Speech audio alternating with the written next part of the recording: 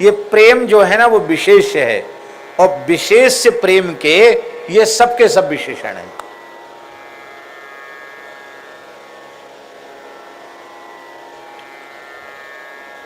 प्रेम तत्व किसी को प्राप्त हो जाए, दिव्य अपूर्व भगवत प्रेम की प्राप्ति किसी को हो जाए, तो प्रेम की प्राप्ति होते ही इतने चीजें अपने आप जीवन में हो जाएंगी। शूल, प्रेम प्रकट होते ही सारे शूल खत्म हो जाएंगे।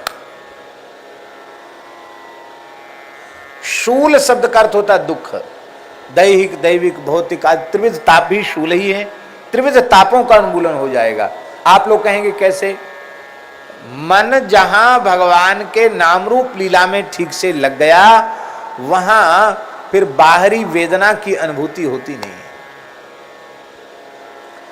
शरीर भाव में जब आएगा तब किंचित अनुभूति होगी, शरीर भाव से अलग हुआ तो उसमें अनुभूति नहीं होती। एक महापुरुष के बारे में हमने सुना है, कानपुर देहात क्षेत्र में गंगा के किनारे एक महापुरुष रहते थे। परम पूज्य श्री कवि जी महाराज की वाणी से हमने सुना उनके गुरु जी की बात।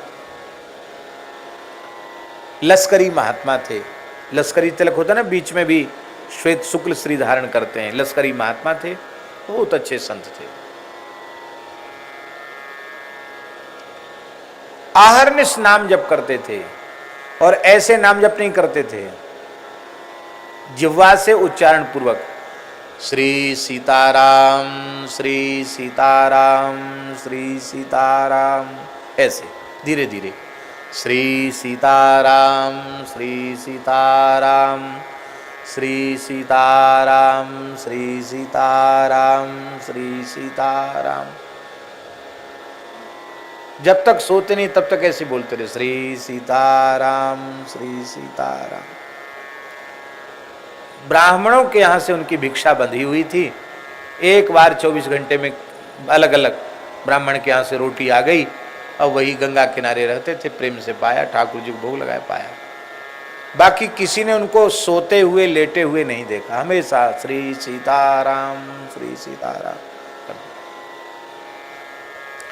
उनके शरीर में घाव हो गए, कुष्ठ हो गया, उन घाव में कीड़े पड़ गए। आप विचार कर सकते कितनी वेदना होगी। कीड़े पड़ गए, वो कीड़े घाव से नीचे गिर जाते। तो बाबा बड़ी करुणा भरी दृष्टि से कीड़ों की ओर देख के कहते, सीताराम सीताराम, राम जी कहाँ जाओगे, भूखे मरोगे, इसका क्या होगा, श्री सीताराम। कीड़ा उठा के फिर घाव में रख लेते, श्री सीताराम। कीड़े काटते होंगे, कैसा लगता होगा। हम लोगों की बुद्धि काम नहीं करेगी। गांव के लोगों ने कहा इनको तो कानपुर ले चलेंगे, इलाज कराएंगे। बैलगाड़ियों का साधन थे, बैलगाड़ी लेके आए, बाबा जी को बिठाने लगे बैलगाड़ी में। बाबा बोले, भजन में ज्यादा ही विक्षेप किया ना लोगों ने, नहीं ले चलेंगे हॉस्पिटल। बाबा बोले, देख लो, कान खोलकर सुन लो, हमारी इच्छा के विरुद्ध तुम लोग जबरदस्ती उठा के ले गए, तो जो जो हमको ले जाएगा उसका अनिष्ट हो जाएगा, बुरा हो जाएगा, उसका नुकसान हो जाएगा। अब गृहस्थियों की विचारों की श्रद्धा तो होती है, पर वो तो इसीलिए सेवा करते कि हमारा सब बढ़िया भला रहे, अच्छा रहे। इसलिए बाबा जी की सेवा कौन करेगा कि हम तो सेवा करें, हमारा बुरा हो जाए। सो ये सब बोले, बाबा जी फिर काहे को हम आपके पीछे पड़े, जैसी आपकी इच्छा। चले गए सब निराश होकर, बैलगाड़ी वापस चली गई, और बाबा गंगा जी में चले गए, खिसक के गंगा जी में चले गए। गंगा जी में बैठ गए, इतने जल में बैठ गए, श्री सीताराम श्री सीताराम श्री सीताराम। 7 दिन तक गंगा जी में ही बैठे रह गए, बाहर निकले ही नहीं।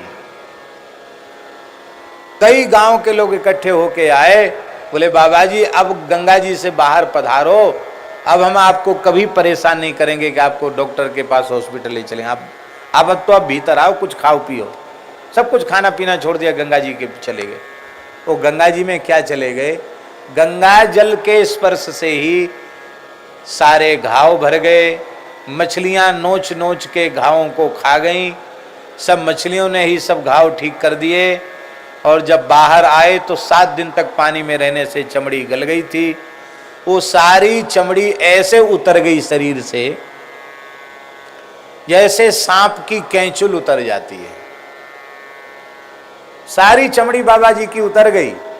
और पहले तो महात्मा थे श्याम वर्ण के, अब एकदम गौर वर्ण के हो गए महाराज जी। ऐसे हो गए जैसे कायाकल्प हो गया हो, ना कहीं घाव, ना कहीं घाव का चिन्ह, न कोई बीमारी, ठीक हो गए।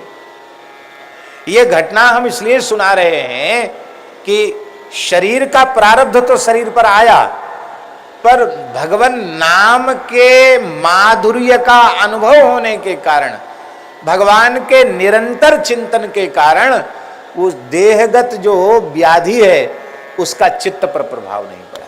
ये बात, इसलिए ये प्रेम ऐसी चीज है कि इस प्रेम तत्व किसी के भीतर प्रकट हो जाए तो गत शूल सारे दुख चले जाएंगे। संशय सकल, सारे संशय समाप्त हो जाएंगे।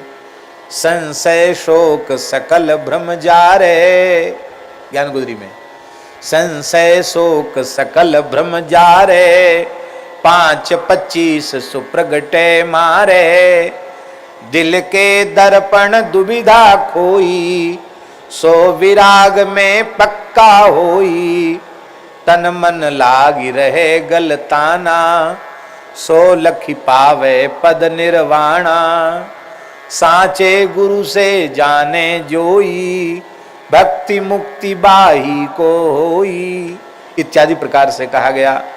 सारे संशय समाप्त हो जाते हैं। जहां प्रेम होगा वहां दुख नहीं रह सकता। जहां प्रेम प्रकट हो जाएगा वहां संदेह नहीं रहेगा। प्रेम जहां होगा वहां संशय नहीं रहेगा। एक बड़ी प्यारी बात हमको पढ़ने में आई आज प्रेम के संबंध में, बहुत प्यारी बात। एक महानुभाव ने बड़ा सुंदर भाव दिया है कि प्रेम है क्या चीज।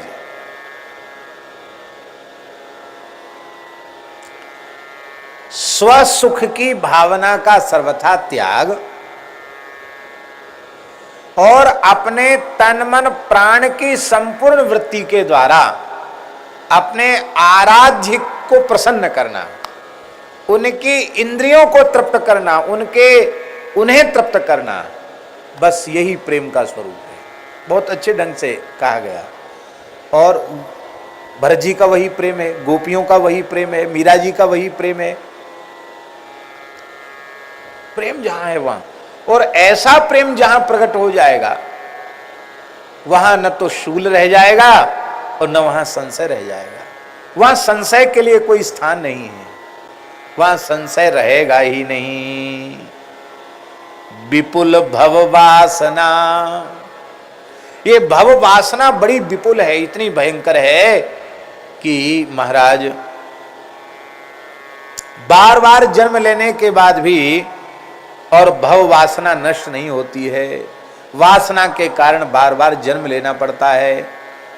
आप पद्म मार्कंडेय पुराण पढ़ रहे हैं तो मार्कंडेय पुराण में आपने वो कई जन्मों की कथा सुनाई, वो कथा आई कि नहीं आई? किसकी कथा है? उसका नाम क्या है?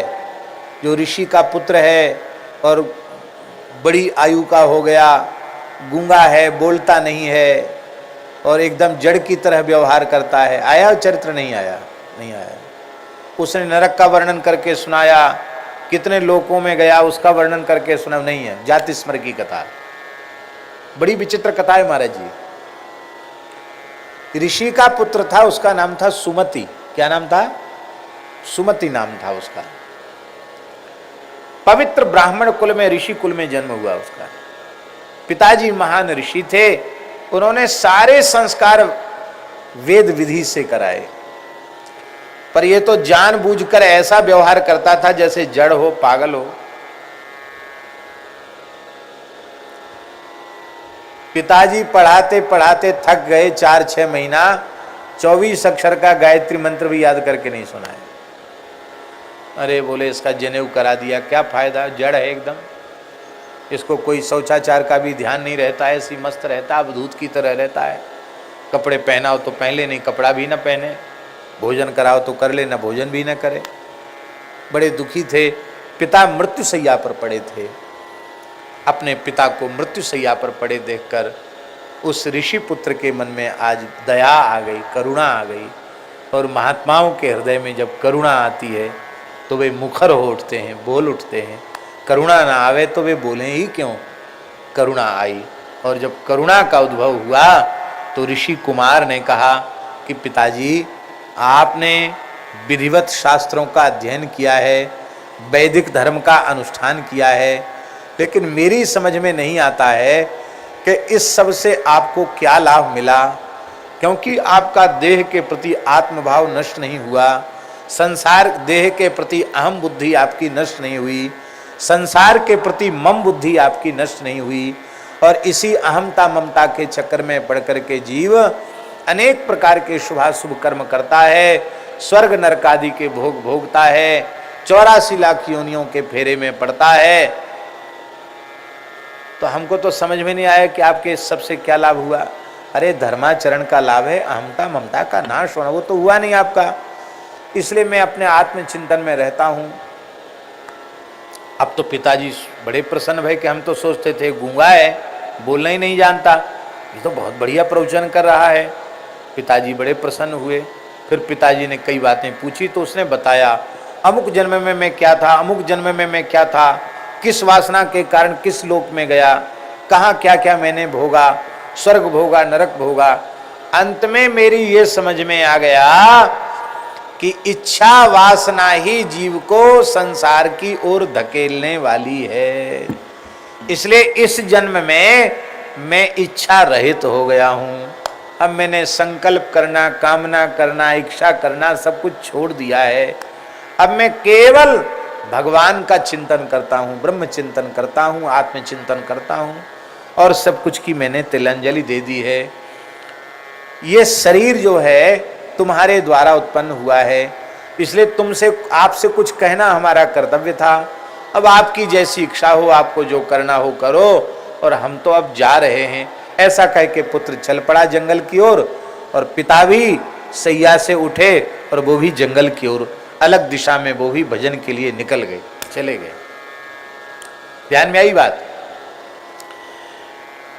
विपुल भव वासना बीजहारी। भव वासना उसका बीज क्या है? ये बार बार जन्म लेने मरने का बीज है वासना। वासना माने इच्छा।